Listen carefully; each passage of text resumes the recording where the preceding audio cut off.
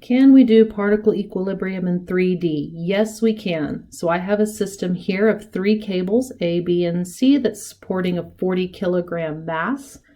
Point A is at 330 meters. Point B is at 6, negative 4.50 meters. And point C is at negative 326 meters. They are knotted together at the origin 0, 0, 0. I want to find the tension in the cables.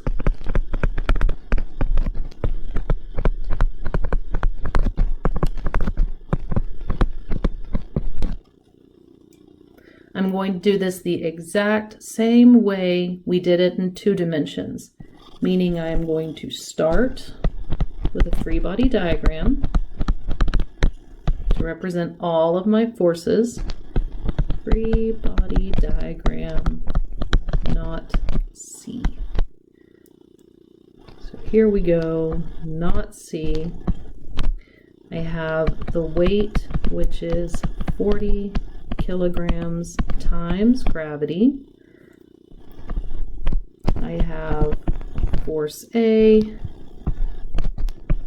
force C, and force B. Now it's a lot more abstract in 3 dimensions because I'm just using it as a placeholder to see how many vectors that I have and make sure I represent everything. I'm going to move to putting every vector in Cartesian format. And the weight is negative 392.4 newtons in the K direction, all right, using a gravity of 9.81 meters per second squared. Then we will have force A, which is going to equal to the magnitude of force A times a unit vector representing the line of action for A. So this is going to equal to, I'm going to stick it all in one big equation, times 3I plus 3J over square root of 3 squared plus 3 squared. Everybody's in meters.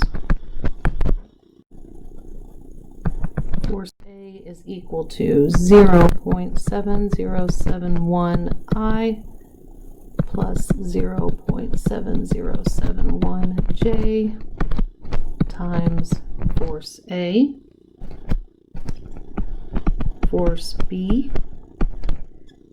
is equal to 6I minus 4.5J meters all over the square root of 6 squared plus 4.5 squared meters. And this is all times magnitude force B, which gets me 0.8I minus 0.6J times the magnitude force B. Lastly, I have force C, which is going to equal to magnitude force C times negative 3I plus 2J plus 6K meters all over 3 squared plus 2 squared plus 6 squared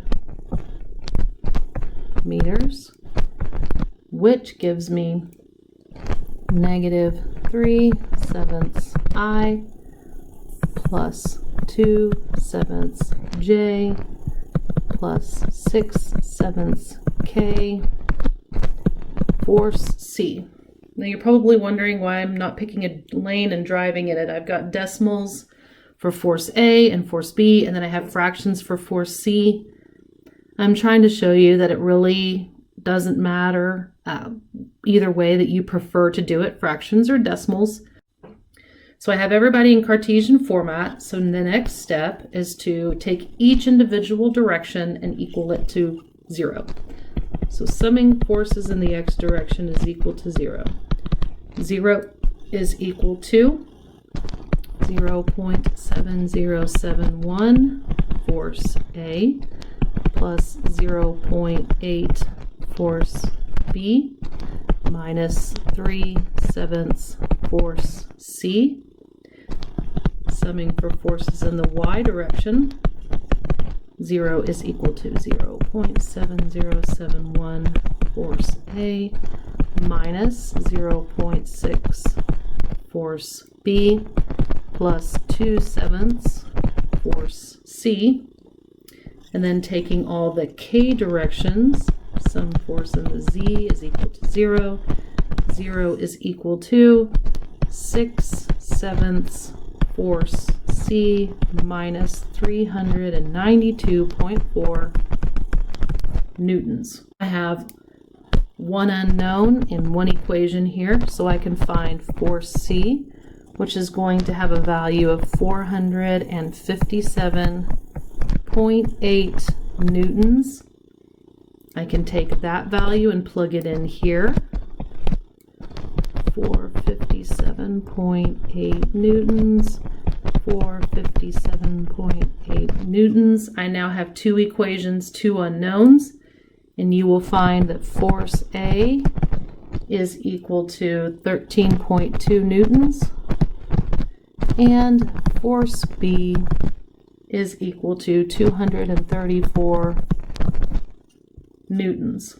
In magnitude. See, there's no little vector sign on there. If you want them in Cartesian format, we just take those values and multiply it by the unit vector, and that will break it up into its components.